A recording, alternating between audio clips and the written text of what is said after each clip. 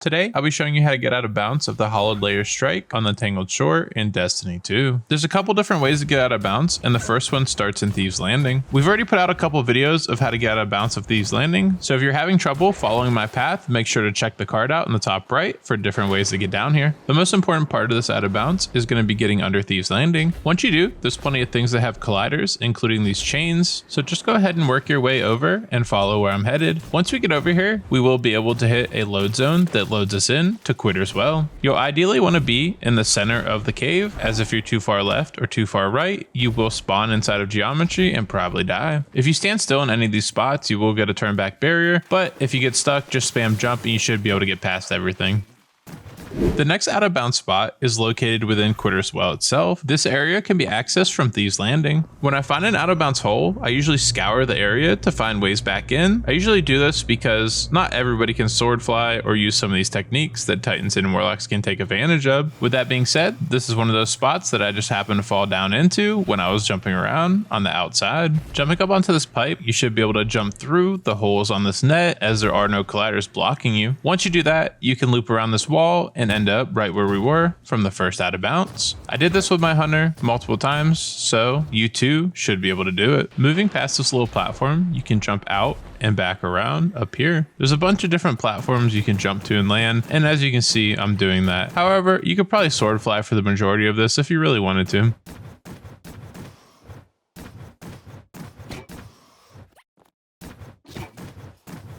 Once you get over to this cave system, you'll be able to land on top of it and come over here to hit the loading point into the Hollowed Lair.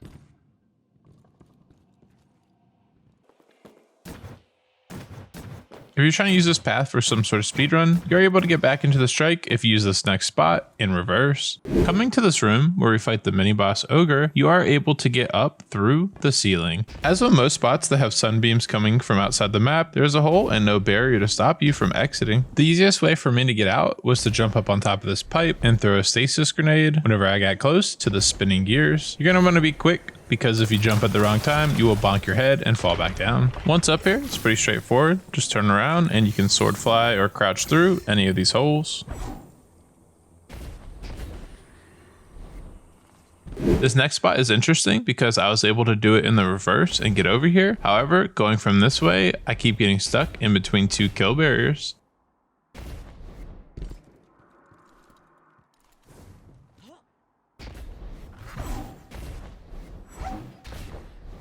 Basically, when you land right here, there's a kill volume above you and a kill volume below you. If you could fly far enough out and up, you would be able to get above the kill volume. The next out of bounds is located right before you enter the room that takes you to the final boss fight. It's pretty interesting because it's almost intentional. There's a banner covering the hole and you can just jump right up to the hole. There's also a bunch of other barriers that prevent you from getting here unless you jump from underneath.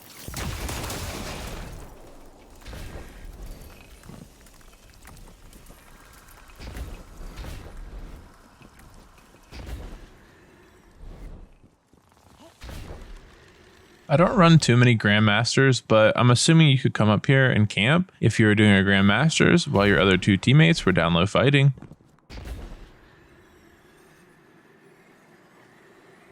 If you head off the side over here, you're able to get underneath and explore the bottom side of the boss room.